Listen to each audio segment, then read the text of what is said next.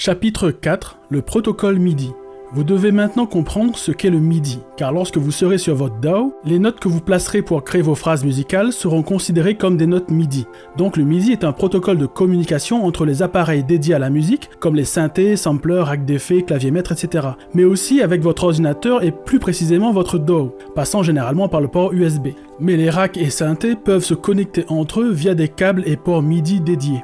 Lorsque vous appuyez sur une touche de votre clavier-maître par exemple, plusieurs informations sont envoyées, à savoir la note, la durée de la note et la vélocité. Ainsi, l'appareil qui doit recevoir ces informations sait exactement l'action qui a été faite sur le clavier et peut agir en conséquence. Si c'est un synthé, il jouera la note correspondante à la touche enfoncée avec la bonne vélocité.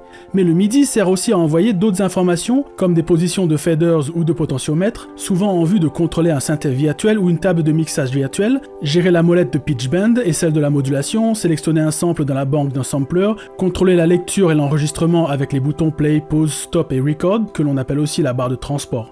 Bref, en plus de faire communiquer entre eux les appareils d'un studio, le MIDI sert aussi à gérer en réel les contrôles de vos instruments virtuels.